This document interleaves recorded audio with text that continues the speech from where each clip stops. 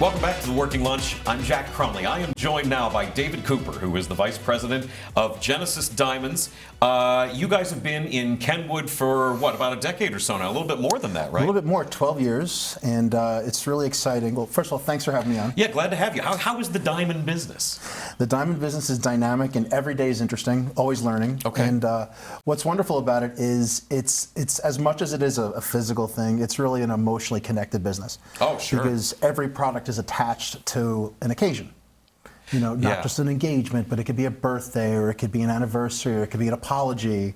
But it's wonderful, and I've been in it my entire life since I can walk. Do you get a lot of people coming in there buying apology diamonds? It depends. It depends. There are doghouse gifts. Yeah. This has got to be a tremendous screw-up, right? You'd be surprised. But I will tell you, that's why I tell people that, you know, as your jeweler, you need to see us at least twice a year. Because it's like insurance. Exactly, like a dentist. Because every year you have a birthday and an anniversary. Okay. And this way it's preventative maintenance. Boy, that's I mean, listen, that's the sort of rap that you get from people that need to maintain your car. That's the rap that dentists have been given for years. Mm-hmm. That's a heck of a business idea. Good for you. It's well, the thing is, it's a positive product. It's an uplifting product. It's always a good occasion. Yeah. So Genesis Diamonds has been in that Kenwood area for a little more than a decade now, sort of spread up from the south, but it's not a franchise thing. And this was all started by Boaz Ramon, going back in the 80s is when he was getting into the GIA stuff. How does the story on that go, and then what's your connection? So Boaz, my partner, he's an amazing individual. He grew up in Herzliya in Israel. And the diamond industry, if you're not really born into it or have a fabulous amount of money, it's very difficult to get in. Okay. So he worked really hard, saved up, and got a degree in gemology, and then was able to become a member of the Israeli Diamond Exchange. And he found a partner who was willing to basically finance him. And he came over to the United States, and was based in New York. And so the story of Genesis is basically this partner offered him, I will provide you diamonds, and if you sell them, pay for them. If not, you can return them, which is great. Okay. So Boaz began traveling from basically, you know, the Mississippi east, north to south, and working with retailers. And what he found very quickly was really eye-opening. So let's just say he had a diamond that cost him $2,000, and he would offer it to a retailer for $4,000.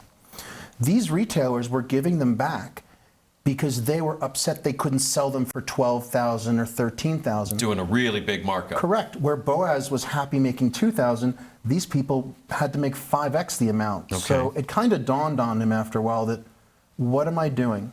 I could go direct to the customer, offer them massive savings and a selection that retailers didn't have. See, the thing is, most retailers don't even own diamonds. When you walk in, they'll say, hey, Jack, you know what? I'm going to get a personal selection just for you. Why don't you come back in a few days and, you know, I'll have everything. I can get it for you. But no, at Genesis, we own diamonds. It's our specialty. It would be like going to Skyline and getting a three-way and they're saying, hey, Jack, you know what? I know it's Wednesday, but can you come back on Friday? We're out of cheese. Yeah. So it's always frustrating when the shake machine at McDonald's is down. Exactly. We have multiple shake machines. But so Boaz started this direct-to-the-consumer concept, and we have been, before about 22 years ago, we were strictly to the trade. We've only been available to the public for about 22 years or so, and we opened our first location in Nashville. And then we've opened since then.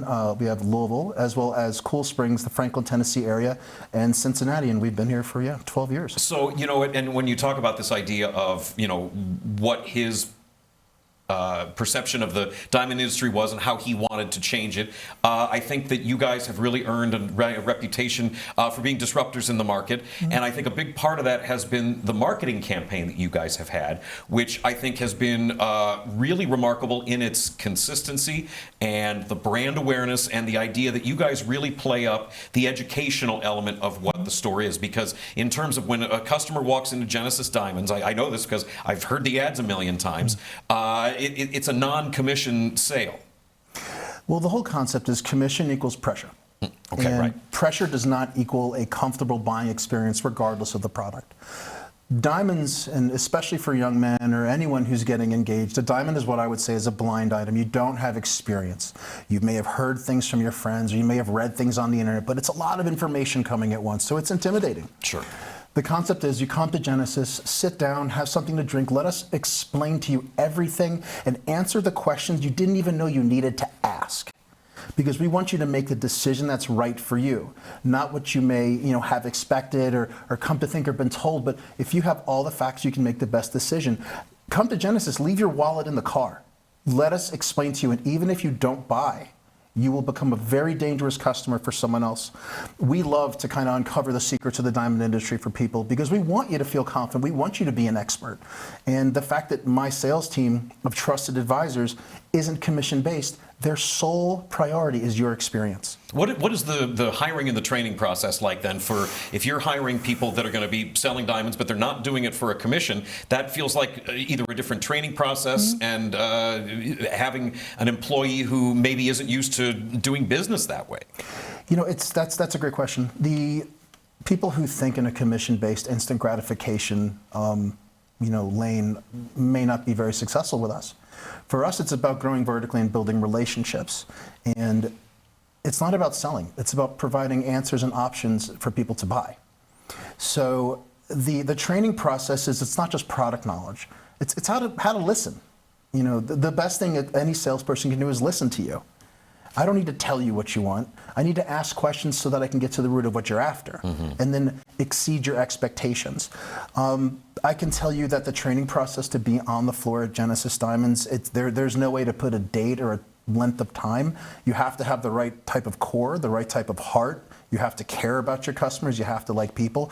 But it is nothing short of years. You have to have industry experience. You have to have product experience. And it's a difficult process to kind of distill into like a formula. Wow, yeah. So I mean, it's every customer is different, and therefore every person that you're bringing onto the team needs to understand that difference and be different themselves as well. Well, exactly. It's basically like it's a chessboard. Every piece has a different function, but you all work together.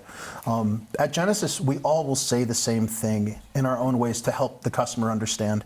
And the thing is, it's consistency. Like in our marketing, everything you hear is exactly the same as what you experience when you walk in. And it's time and time again, that's what our customers tell us they love, is the fact that they come in with an expectation and they leave beyond exceeded. Well, and if you're talking too about diamonds, you said about educating people and making sure they sort of understand how the industry is. You got guys, I don't think it's a huge spoiler alert to say that we don't know anything about diamonds unless but it's like you said, it's a blind item in that it's a thing that you sort of know you have to buy if you're in a certain situation. So what the heck am I going to do? I guess I need to go learn from the person who's going to sell it to me. And it's that can feel really intimidating. And I would imagine that the relief that someone feels when they feel like they've got a good experience, that's got to be good news for you guys because of all the emotions that are already tied up in it. Well, you can see it when the customers relax and they understand that we're here to just hang out and understand what you want and get you the best option. It's really intimidating for a guy, very intimidating. Forget the fact that they have to buy a diamond, something else that they've never really experienced. They don't want to mess up a proposal. Right. There's a tremendous amount of pressure on these people today to propose with the access to digital media and things like that. The second you propose, it's broadcast all over. So we have to make you look like a superstar. And the way that happens is it's really collaborative. It's about people come in, the one good thing is people come in and their significant others will give them a tremendous amount of photos, a tremendous amount of guidelines, or they'll actually come with them and find the perfect ring, which is, it's awesome to get to meet the whole couple. It's, every customer is unique. Some guys have been waiting to do this their whole life and really excited, and some guys are nervous. It's not, you would think it's like they're walking the plank. And you guys get to be there. I mean, that's a really personal connection to have with somebody. It's you're part of their story, and it's. I try to explain to people that it's not about a customer being happy. You can be happy. You bought something. You think you got a great deal, and you had a nice experience. Our customers become loyal because it's more than an experience. It's transformational. That now they have an attachment to us. We're a part of their story. I mean, nothing makes me happier than some of my original customers now are coming back with their second and third child, and like it's it's fantastic to me to be Sometimes in maybe that. their second and third wife, depending on how things go. That can happen as well. That can happen as well. And even and then, the fact that they do come back on a second or third engagement is flattering to us that they feel comfortable enough to come back. Yeah, and it's, obviously you guys, diamonds is sort of the big thing that you guys push, but push is not the right word, but that you have available and can educate people on. But what? I mean, you guys do, there's timepieces. The watch game is crazy now, right? Let me ask you this question. This has been bugging me for the longest time. People talk about the Rolex watches, and I hear these phrases dropped all the time about Pepsis and Batmans and Hulks. What in the world does that have to do with a luxury watch? So it's this has been bugging me for months. It's a great question. So those are somewhat public nicknames which are put on specific Rolex reference numbers. Okay. Like this is what they call a Panda. Okay, can we hold that up for the camera to see there? That's a Panda. Why is that called a Panda? So it's a Panda Daytona because of the black and white. Okay. But if you walk into a Rolex store and you ask for a Panda, there's no direct relationship. It's a Daytona. Okay. So these are just kind of nicknames that are put on depending on the color scheme or the functionality of the watch, like the Batman are black and blue. Okay. The Pepsis are red and blue GMTs. Are the Hulks green and purple? The Hulks are actually all green. Okay. But then you can have a green bezel with a black dial, and that's called the Starbucks. Okay. But the previous model is a Kermit. There's a whole encyclopedia of models. Wow, this is crazy. And but I'll tell you what I love about Rolex, or pre-owned Rolex and Audemars Piguet and Patek, is that it's not a watch. It's a handcrafted piece of art. Yeah, sure. And the value retention and just these are generational things you buy that you can hand down. And we carry all of that as well as just all forms of jewelry as well and color stones. Yeah. One thing we talked about really quickly, the GIA certification that Boaz went through when he was sort of coming up, and then that's another big part of your marketing. This, how big of a deal is GIA certification for folks? So when it comes to diamonds, and when I say diamonds, I mean natural, real diamonds, GIA certification is a third-party quality assessment. GIA is a complete research not-for-profit company, and what they do is they basically assess a color, clarity, and different grades to each diamond, and it's the universal standard. Okay. Before Genesis came to Cincinnati, a lot of stores didn't really utilize GIA certificates. They used other laboratories, which we prefer not to use because while they may use the same grading language, their grades are significantly more lenient, up to 2 and 3 grades more lenient. So the reason we like GIA is it's like a USDA. Okay. It is consistent, and it's the standard. Yeah, and it sounds like it's pretty high standards. It is the highest standard. It's basically the Supreme Court as far as I would view it. I myself went to GIA and graduated with a gemology degree in residence in New York, and I'm a GIA trained grader, and their quality assessment is the highest. You guys is there a mascot for GIAU? Is it a varsity team or? Not yet, maybe in the future. Hey, we got to take a break. We will be back with David Cooper, the Vice President of Genesis Diamonds.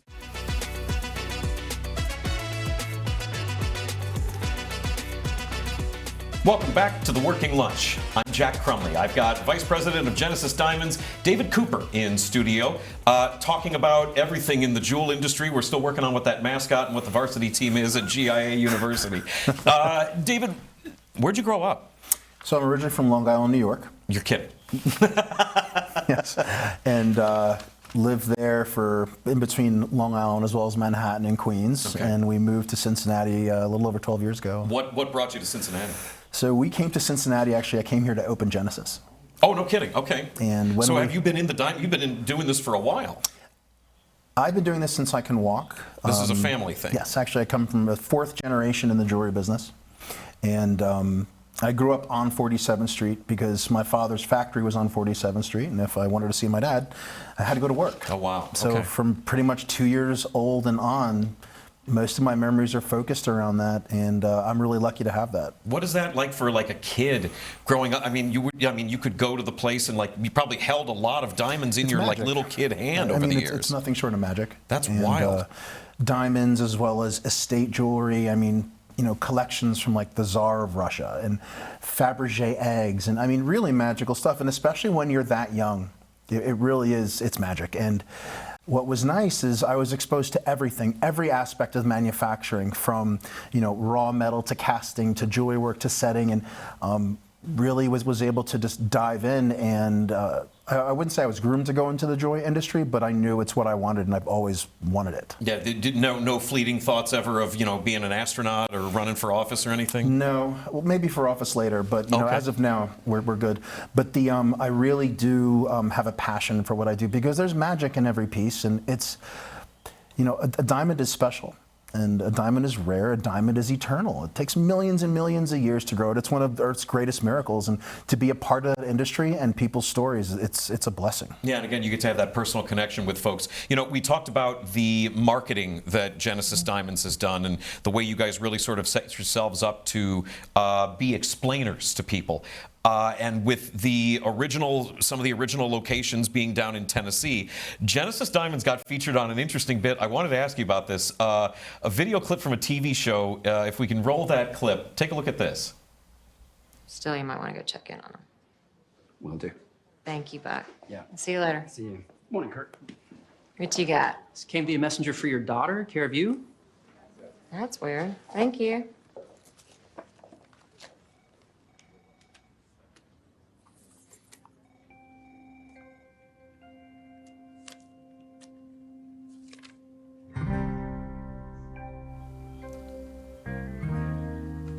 So I found that's from the TV show Nashville, and I found that as I was putting the show together and trying to think of things to bring up to you.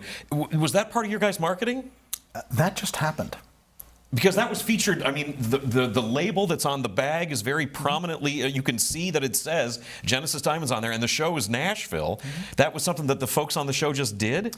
Well, we've been in Nashville, I think, 22 years. So we're an incredibly well-known and established local brand, and we do deal with a significant amount of the entertainment industry. So it was a great surprise for us to see it, and especially to the extent that they took it. Yeah.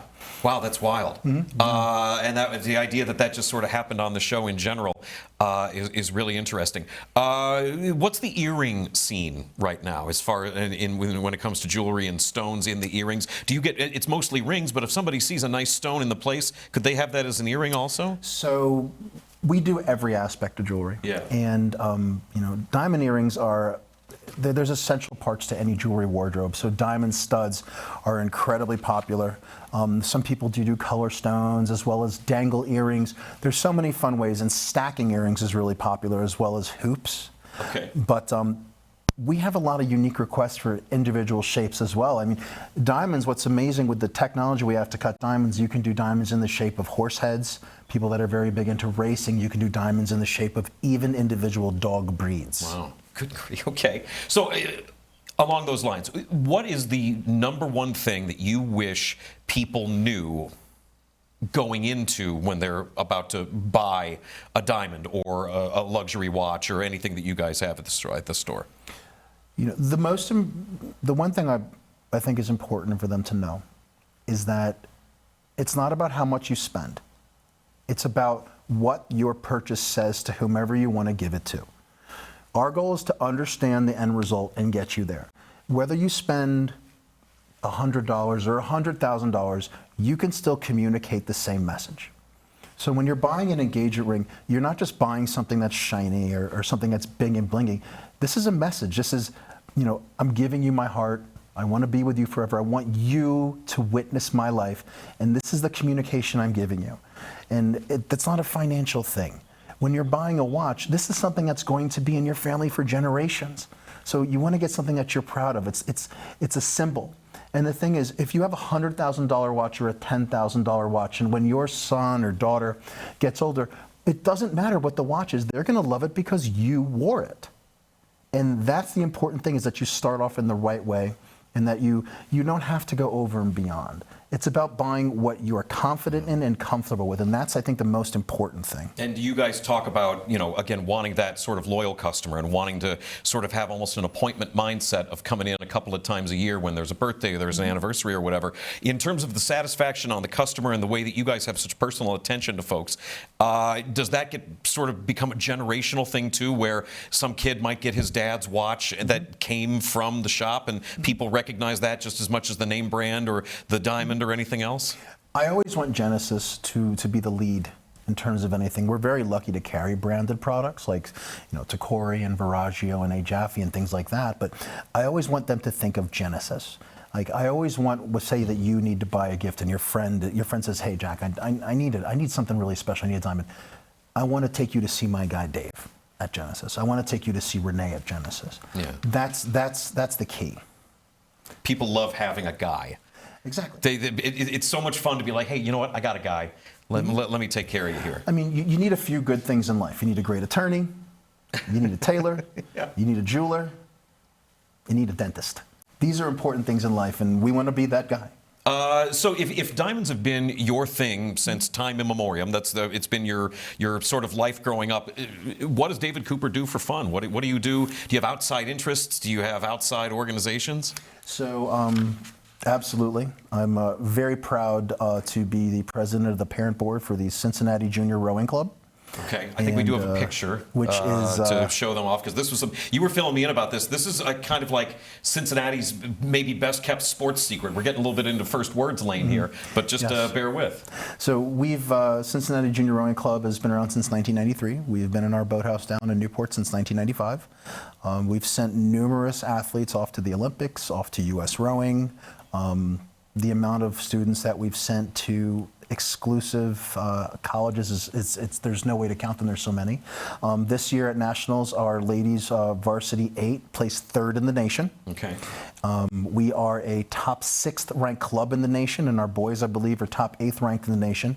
We cater to 35 different high schools. Yeah, this is the sport itself. This isn't associated with any one school's Correct. program. We are a club, and the key to Cincinnati Junior Rowing Club is that we make it financially accessible to anyone. Our dues are some of the lowest in the country, and we have kids that you don't need any experience, but the key to rowing, and the reason I'm so passionate about it, is the character growth, the trust, and the relationships you build are lifelong. What got you into rowing? My daughter. Okay, she was into it first? She just out of the blue, and we were really surprised. We didn't really know anything about it, and took a crash course, and then started to volunteer, and then that's a photo from last year, yeah, where we took both the ladies and men's trophies at the Midwest Junior Championship, which this year was the 25th anniversary of the Midwest Junior Rowing Championships. We are the only qualifying regatta in the country that is not thrown by U.S. Rowing, which we're also really proud of. We're the only independent regatta. Okay. But it's a wonderful opportunity for kids, and the growth that I see in the students is why I volunteer. My daughter is now graduating, and her and another teammate will be rowing for the University of Tennessee, but I'm staying on to help because it's just such a powerful organization. Wow, yeah, you're really into this. Very much. You're really into the rowing. Also, other things is I'm very proud to be one of the Men Wear Pink with the American Cancer Society. Mm-hmm. And we help raise money for cancer awareness, and it's just a really amazing group of guys. But I love the outdoors. I love my family, and there's a lot of fabulous restaurants in Cincinnati. That's for sure. Which, especially in the last 10 years, which has happened, is great. What's the last best restaurant you went to? That's a really difficult question. Sorry, yeah. I will say that my current favorite restaurant in Cincinnati is probably Wildweed. Oh, yeah. Very highly recognized. I believe was up for a Beard Award, might have won a Beard Award not too long ago. Really getting all sorts of... Salazar, though. I didn't mean to just throw out Wildweed. I will definitely... Salazar's is fantastic, and the new location is amazing. You know what? I don't mind telling you. I had dinner at Salazar just last week, and it was a killer meal. The beef tartare was very so good. We're going to keep rapping about restaurants in Cincinnati while we take a break. David Cooper is the vice president of Genesis Diamonds. Clearly an outfit that might be worth taking a look at.